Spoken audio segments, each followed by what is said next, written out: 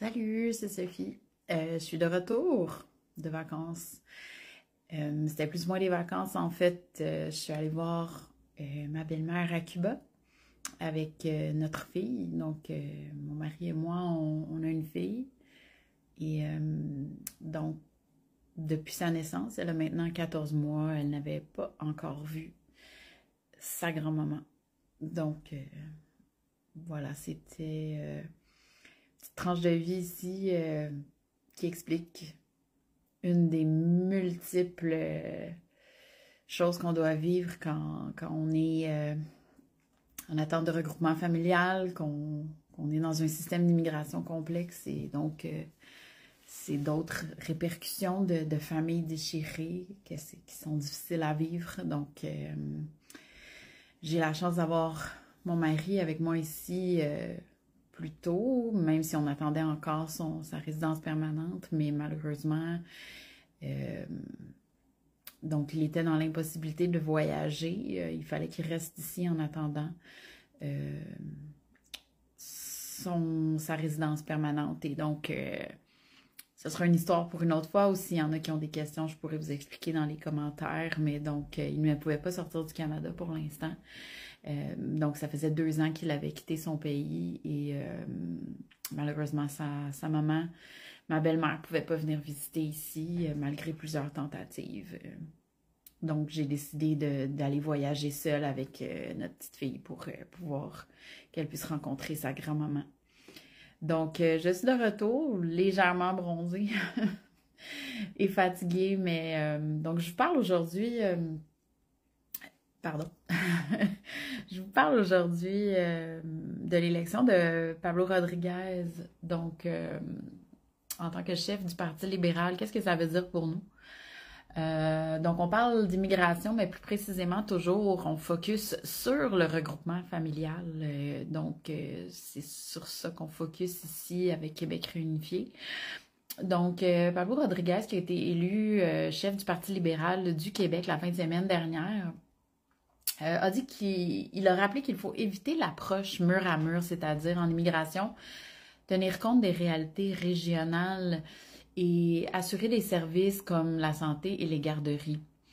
C'est un bon discours qui est responsable, mais en même temps, il masque un oubli crucial pour nous lorsqu'on analyse cette déclaration-là. Ce qu'il évoque, ce sont des quotas, des seuils, une répartition régionale, territoriale. Mais nous, à Québec réunifié, on parle de famille, on ne parle pas de statistiques. Donc, on est des gens, on a des vies, on n'est pas des chiffres, on est des êtres humains. Et donc, un premier rappel, André-Albert Morin au PLQ, lui a dénoncé les délais inhumains de 34 mois d'attente et il a proposé de traiter 38 400 dossiers qui sont en arriéré présentement pour revenir à un délai raisonnable de 12 mois d'ici les 2 prochaines années. Donc, de revenir au même délai que partout ailleurs au Canada.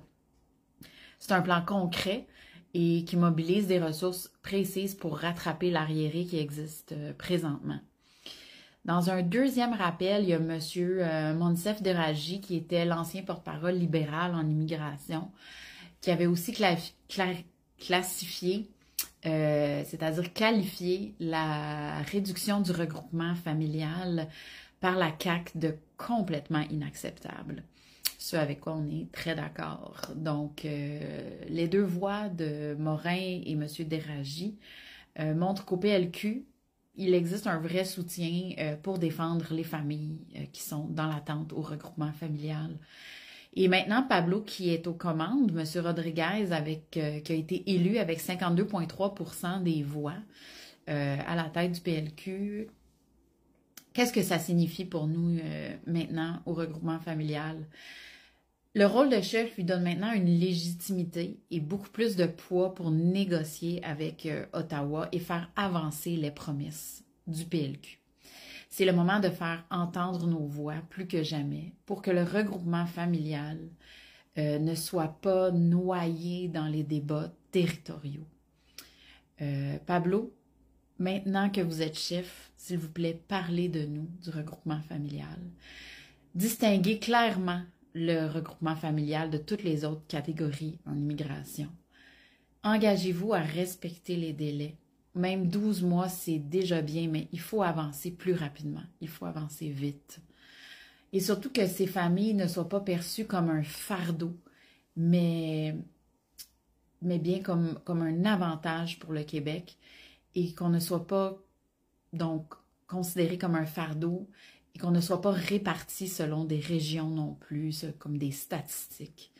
Ensemble, on a l'opportunité de transformer ce moment politique en victoire humaine. Donc, le droit à la vie de la famille, le droit d'être ensemble et le droit de vivre avec ceux qu'on aime.